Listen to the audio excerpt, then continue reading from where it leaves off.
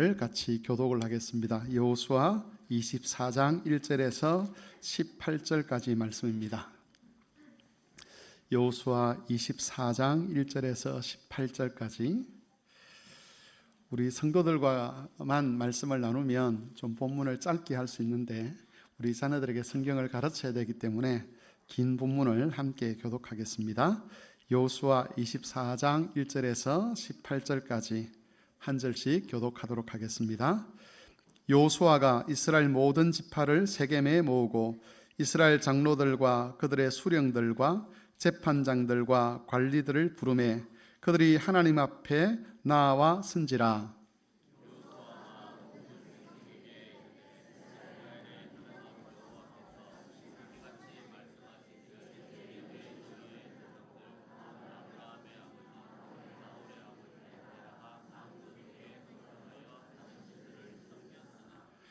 내가 너희 조상 아브라함을 강 저쪽에서 이끌어내어 가나안 온 땅에 두루 행하게 하고 그의 씨를 번성하게 하려고 그에게 이삭을 주었으며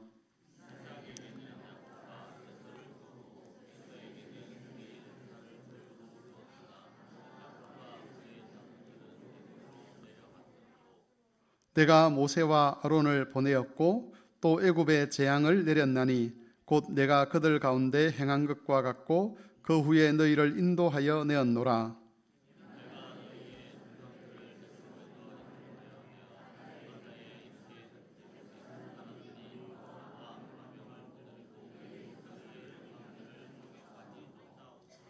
너희의 조상들이 나 여호와께 부르짖기로 내가 너희와 애굽 사람들 사이에 흑암을 두고 바다를 이끌어 그들을 덮었나니 내가 애굽에서 행한 일을 너희 눈이 보았으며 또 너희가 많은 날을 광야에서 거주하였느니라.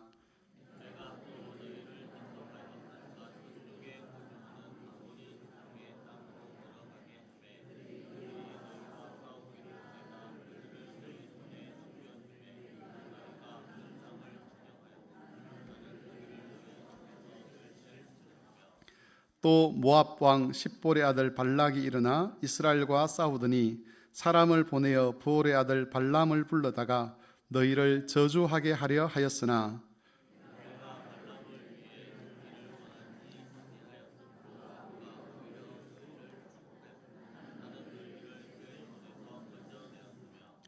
너희가 요단을 건너 여리고에 이른즉 여리고 주민들 곧 아모리 족속과 브리스 족속과 가나안 족속과 헷 족속과 기르가스 족속과 휘위 족속과 여부스 족속이 너희와 싸우기로 내가 그들을 너희 손에 넘겨 주었으며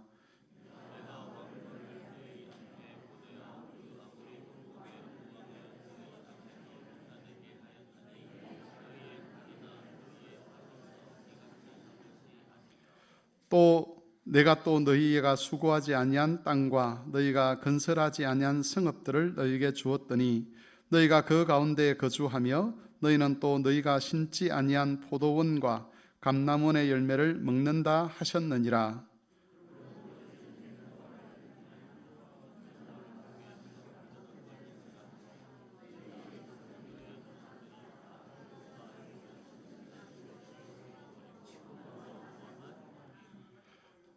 만일 여호와를 숨기는 것이 너희에게 좋지 않게 보이거든 너희 조상들이 강 저쪽에서 섬기던 신들이든지 또 너희가 거주하는 땅에 있는 아모리 족속의 신들이든지 너희가 섬길 자를 오늘 택하라. 오직 나와 내 집은 여호와를 섬기겠노라 하니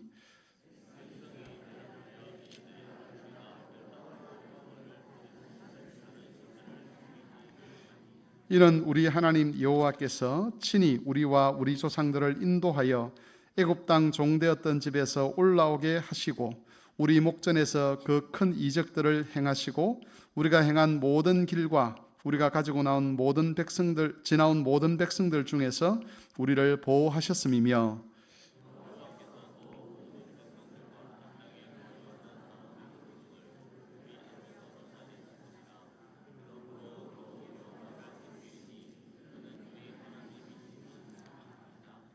아멘. 너는 시냇가에 심은 나무라 찬송하겠습니다.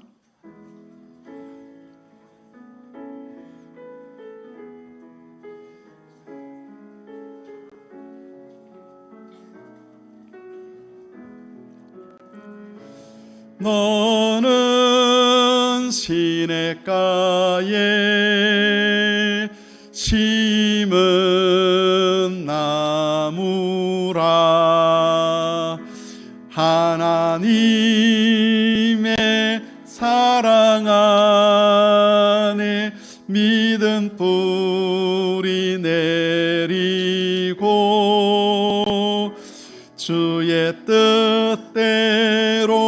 주의 뜻대로 항상 살리라. 아멘.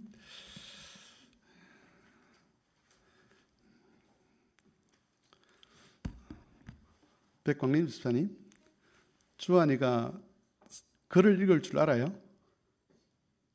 조금 읽을 줄 알아요? 저 방송실 부탁합니다. 다음 주에 방송실 다음 주에 여기 앞에 앉아 있는 애가 하나 있어요. 우리 박성화 집사님, 백강림 집사님 아들인데 한 번만 딱 비춰주시고 그렇게 해주십시오. 찬송하는 모습을 한번 보셔야 돼요. 자기가 따라 부르는 거는 이렇게 하다가 이제 아는 찬송 나오면 열심히 부릅니다. 한번 꼭 보셔야 돼요. 정말 좋은 아들을 두셨습니다. 오늘은 제가 본문 말씀을 가지고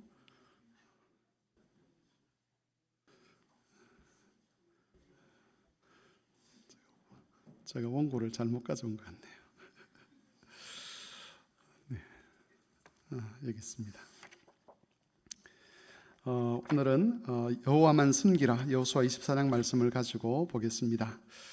하나님께서 이제 이스라엘 백성들로 하여금 그 땅을 다 차지하게 하고 난 다음에 특별히 이스라엘 백성들이 가나안 땅을 차지하는 방법이 두 단계로 이루어집니다. 지난번에 한 말씀을 드렸는데 첫 번째 단계는 각 중요한 성읍들을 차지하도록 하는 겁니다. 이 일에는 모든 이스라엘 백성들이 다 함께 참여를 했습니다. 그래서 중요한 성읍들을 차지하고 난 다음에는 이제 각 지파별로 땅을 분배를 했고 그 땅을 분배된 땅을 차지하는 것은 그 지파들이 알아서 하도록 그렇게 배려를 했습니다. 믿음으로 나아가기만 하면 하나님께서 그 땅을 주실 것이다 라고 그렇게 약속을 했는데, 첫 번째 단계에서 땅을 차지할 때는 이스라엘 백성들이 하나님께 온전히 순종하고 그래서 그 땅을 차지를 했습니다. 그런데 두 번째 단계가 진행될 때에는 몇몇 족속들은 잘 감당을 했는데 대부분의 족속들은 그 땅을 온전히 차지하는 데 실패를 하기도 합니다. 그리고 그 땅에 들어간 지 얼마 되지 않아서 우상을 섬기는 그런 일들도 일어났습니다. 여호수아가 그 모든 소식들을 다 들은 후에 이제 마지막으로 자기의 생애의 마지막 지점에 가서 이스라엘 백성들을 한데 모아놓고 하나님 앞에서 다시 언약을 맺으려고 하는 것이 바로 오늘 본문의 말씀입니다. 여호수아는 이스라엘 백성들이 하나님과 언약을 맺도록 하기 위해서 그들을 세겜으로 불러 모았습니다. 그런데 세겜이라고 하는 땅이 어떤 의미가 있는 땅이었냐면, 과거에 아브라함이 가나안 땅에 들어와서 제일 처음 하나님의 약속을 받았고 거기서 제단을 쌓았던 곳이 바로 세겜이었습니다. 그리고 야곱이 하란에서 돌아온 이후에 어떤 문제 때문에 하나님 앞에 책망을 받고 이렇게 해서는 안 되겠다, 우리가 하나님만 섬겨야 된다라고 하면서 너희 중에 있는 잘못된 신상들, 또 잘못된 그런 금속들, 어쨌든 우상과 관련된 것들은 다 가져와라 해서 불태우고 없앴던 곳이 바로 세겜이었습니다. 또한 이스라엘 백성들이 가나안 땅에 들어와서 하나님의 언약의 복과 저주를 선포했던 곳도 세겜이었습니다.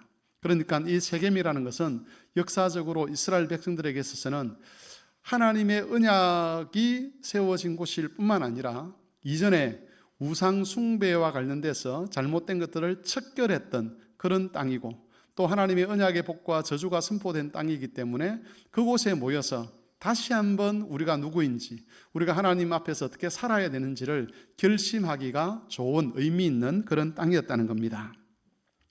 여호수아가 이스라엘 대표들을 이 땅에 모았다는 것은 우리가 하나님의 언약에 신실해야 되지 않겠느냐 하는 것을 그 백성들에게 알리기 위한 것이었습니다.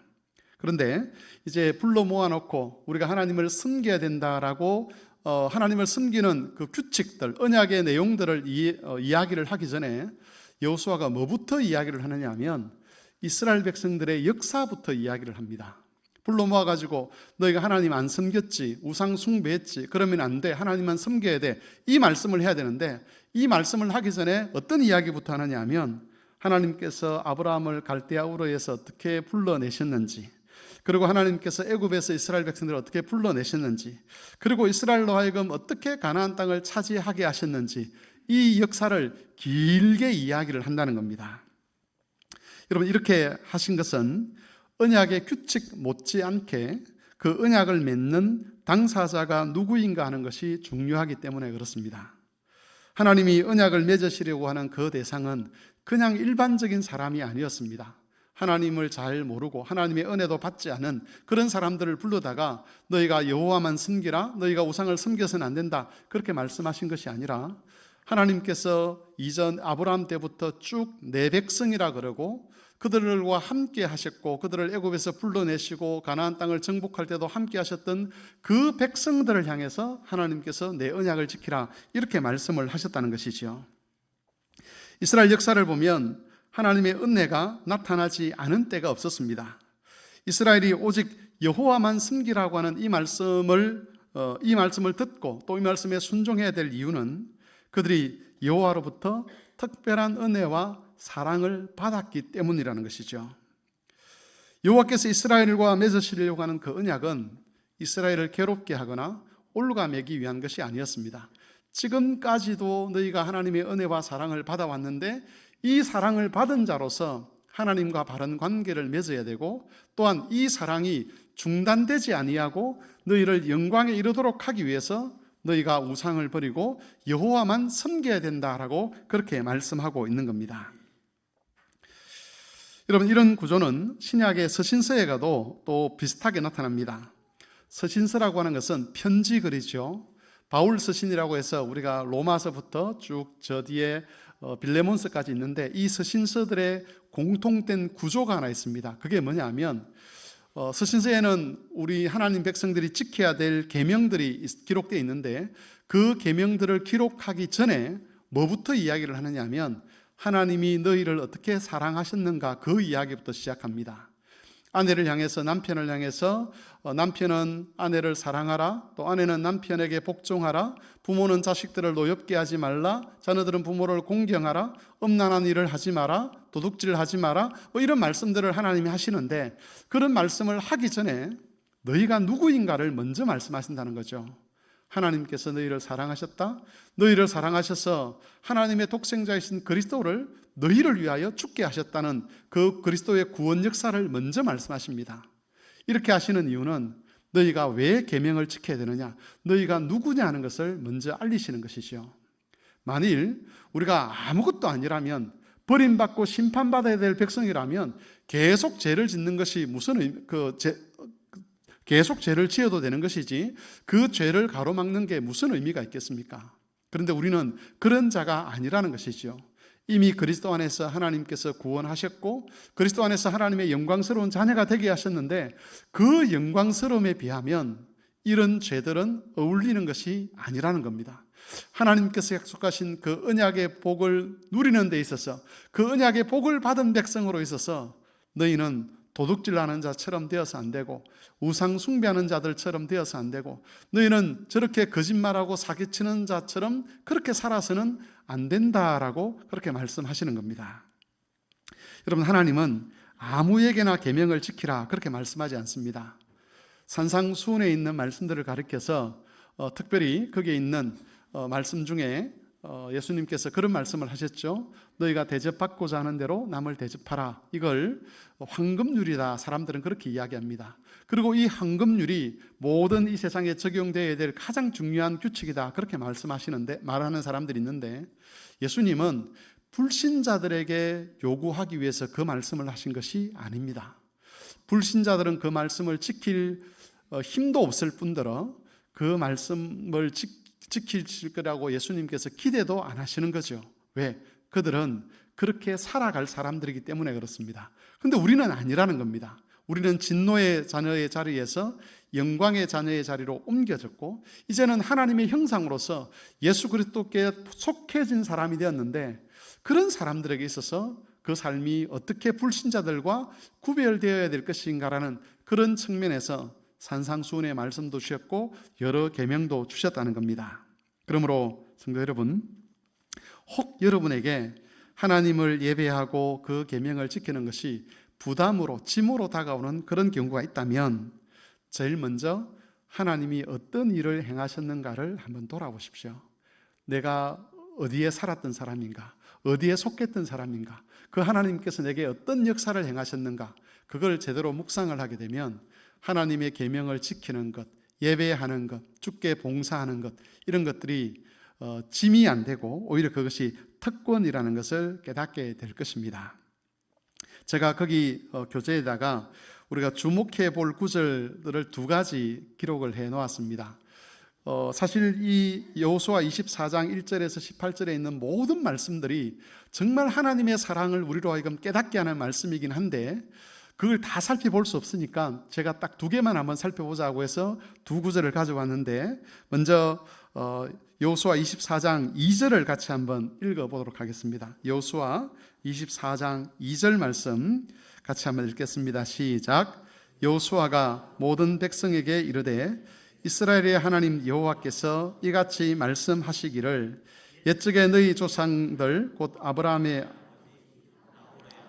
데라가 강 저쪽에 거주하여 다른 신들을 섬겼으나.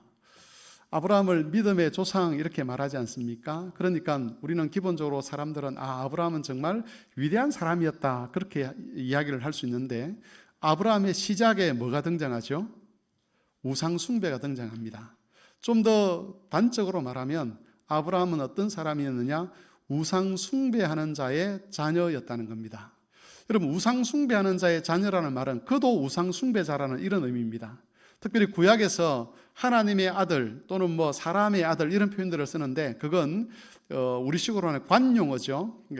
신을 이야기할 때 하나님의 아들 그렇게 표현을 하고요. 또 그 사람이 사람이라는 것을 이야기할 때 사람이다 이렇게 말하지 아니하고 사람의 아들 이렇게 표현을 합니다. 우상 숭배자의 아들이라는 것은 뭘 의미하는 거죠? 그 사람도 우상 숭배자다 그런 겁니다. 아브라함은 우상 숭배자였습니다. 우상 숭배자였던 아브라함을 하나님께서 자기 백성으로 부르신 것이지요. 우리가 아브라함을 믿음의 조상이라고 이야기할 때 그 의미는 아브라함은 정말 큰 믿음을 가졌다 이런 뜻이 어느 정도 포함되어 있긴 하지만, 그러나 그것보다도 훨씬 더 중요한 것은 어떻게 한 사람이 하나님 백성이 되고 어떻게 믿음이 자라가고 어떻게 하나님께 신실해 가는가를 하나님께서 아브라함의 생애를 샘플로 우리에게 보여주셨다는 그런 의미에서 아브라함은 믿음의 조상입니다. 다시 말하면 우리도 어디서부터 출발하는 거죠? 우상 숭배자에서부터 출발을 하는 겁니다. 우리가 이전에 하나님을 알기 전에 거룩한 자가 아니었다는 겁니다. 우리가 거룩했기 때문에 하나님께서 우리를 불러내신 것이 아니라 우리는 다 한결같이 하나님을 알지 못하는 자들이었고 우상 숭배자들이었다는 것이죠. 그런 우리를 하나님께서 사랑하셨다는 겁니다. 로마서 5장 8절에서 바울이 그런 증언을 하지 않습니까? 우리가 아직 죄인되었을 때에 그리스도께서 우리를 위하여 죽으심으로, 우리가 하나님을 알 때 그리스도께 죽으신 것이 아니라 우리가 죄인으로 죄를 고집하고 있을 그때에 하나님께서 자기 아들을 십자가에 죽이심으로 우리를 향한 하나님의 사랑을 거기 보면 확정하셨다라고 되어 있는데, 이 말은 제가 이전에 로마서 강의할 때 말씀을 드렸던 것처럼 데모를 했다는 뜻입니다. 하나님께서 하나님 백성들에게 데모를 하는 겁니다. 내가 얼마나 너희를 사랑하는지 아느냐? 나는 내 아들을 죽이면서까지 너희를 사랑한다라고 자기 백성에게 호소를 하시는 것이요. 그게 로마서 5장 8절인데 어디서부터 출발되는 거냐? 바로 이 아브라함의 이야기부터 출발되는 겁니다. 아브라함은 우상 숭배자였는데 하나님께서 그를 사랑하셔서 그를 하나님 백성으로 삼으셨다는 것을 우리가 기억을 해야 될 것이고, 또 한 구절이 2장 10절입니다. 2장 10절도 같이 한번 읽겠습니다. 시작. 내가 발람을 위해 듣기를 원하지 아니하였으므로 그가 오히려 너희를 축복하였고 나는 너희를 그의 손에서 건져내었으며. 이게 이제 우리 번역에 있어서 조금 부족한 번역이 있다라고 말씀을 드렸는데 24장 10절은 조금 부족한 번역입니다. 어떻게 번역을 하는 것이 좋으냐 하면 내가 발람의 말을 듣기를 원하지 아니하였으므로 그렇게 하는 것이 더 나은 번역입니다. 발람과 발락의 사건은 여러분이 아실 것 같은데 발락이라고 하는 왕이 있는데 이 왕은 이스라엘의 대적입니다. 이스라엘을 어떻게 하든 망하게 하고 싶은데 자기에게 힘이 없으니까 신을 섬기는 어떤 선지자를 불러서 저주의 말을 쏟아부으면 이스라엘이 망할 거다 이렇게 생각을 했습니다. 옛날 우리나라에도 다른 사람을 저주하기 위해서 인형을 만들어서 이게 침을 꼽는 게 있죠, 그죠? 그런 것처럼 이 발람이라는 선지자를 불러서 저주를 하면 이스라엘 백성들에게 그 저주가 임할 것이다 라고 기대를 하고 이 선지자를 불러서 이스라엘을 저주하게 만들었습니다. 근데 이 발람이라고 하는 사람, 이 사람이 신분이 뭐냐 하면 선지자라고 되어 있습니다. 그래서 우리가 읽을 때 좀 혼란스럽죠. 아니, 선지자가 어떻게 이렇게 우상 숭배자하고 같이 놀 수 있는가? 저도 오늘 이 본문을 공부를 하기 전까지 그게 참 이해가 안 되는 내용이었습니다. 분명히 이 발람은 하나님을 섬기는 자가 아닌데 하나님께서 이 발람의 계시에 계속 관여를 하는 것을 보고 왜 하나님은 이렇게 하실까라고 생각을 했는데 오늘 본문에 그 내용이 나와 있습니다. 뭐라고 하느냐 하면 이렇게 말하죠.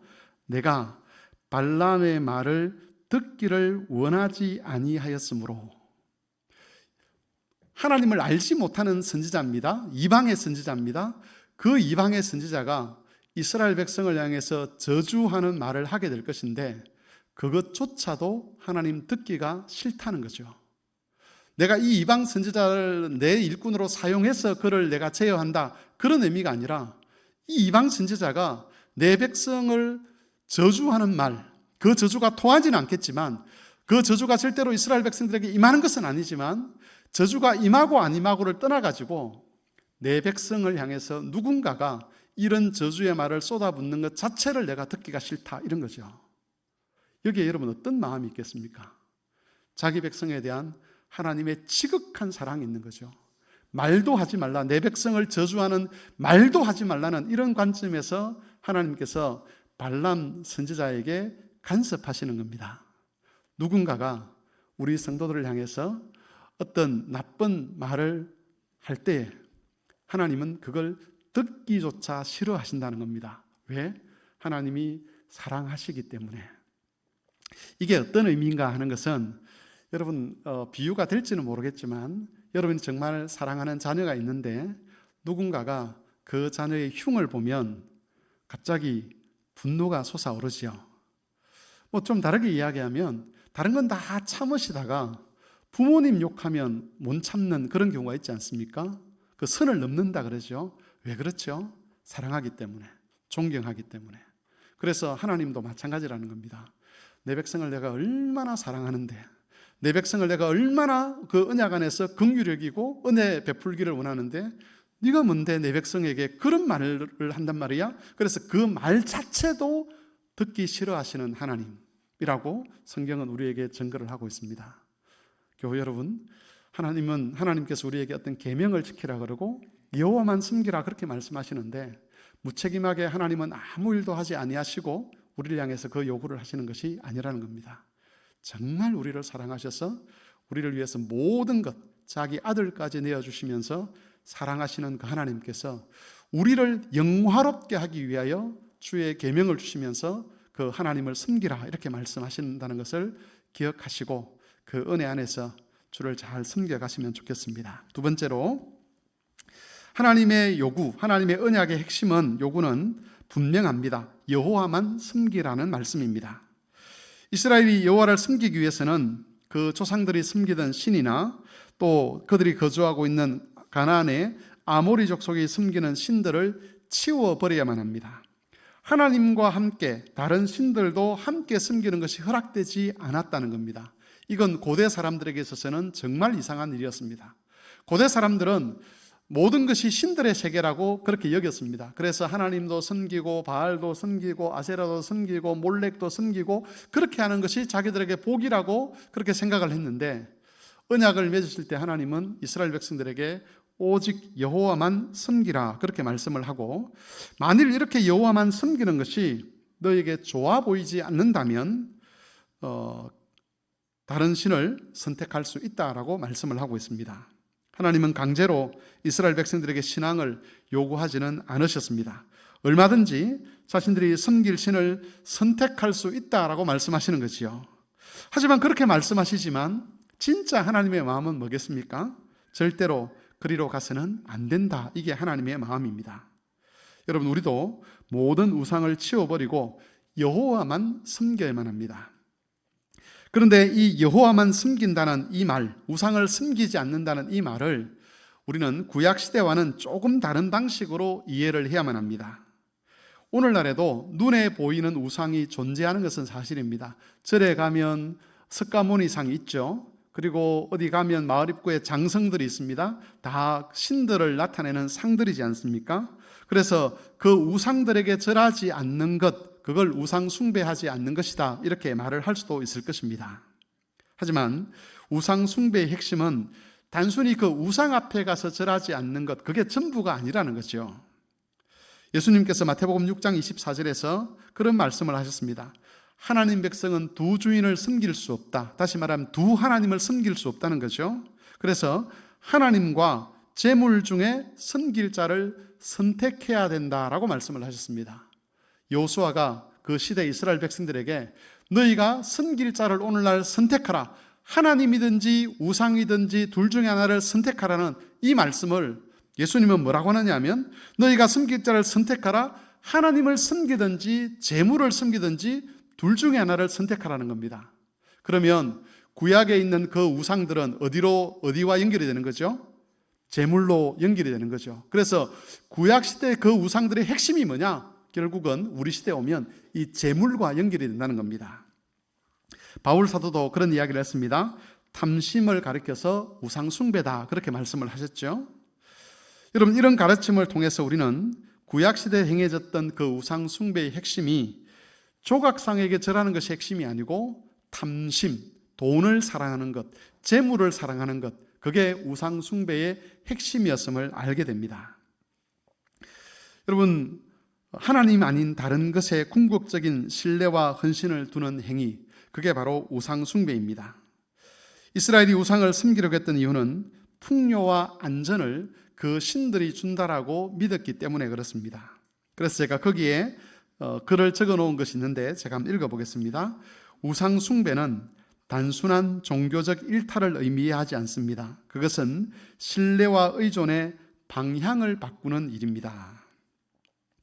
현대 그리스도인들은 절대 석가모니 상 앞에 가서 절을 한다거나 또는 큰 나무에 새끼줄 쳐놓고 거기 절을 한다거나 장성들에게 절을 한다거나 그렇게 하지는 않습니다. 그러다 보니까 다수의 그리스도인들이 마치 자기는 우상 숭배에서 떠나 있는 것처럼 그렇게 착각을 합니다. 이스라엘 백성들의 우상 숭배했다는 이야기를 들으면 왜 하나님 말씀을 잘 안 듣고 그렇게 우상을 섬겼어? 라는 그런 생각을 한다는 것이지요. 하지만 우상 숭배의 본질은 거기에 있지 않습니다. 삶의 의미와 정체성과 안전을 다른 곳에서 찾고 있다면 그것이 곧 우상 숭배하는 것과 다름이 없다는 것이죠. 아주 심각한 겁니다.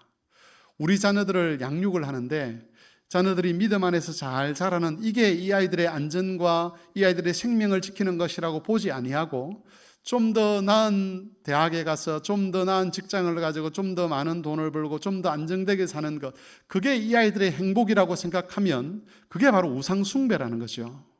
혹 내가 말로는 하나님을 섬기는 게 제일 중요해라고 하면서 실제로 결정하는 것들이 만일 그런 결정이라면 우리도 알지 못하는 사이에 우상 숭배자로 전락해 있는 것과 다름이 없습니다.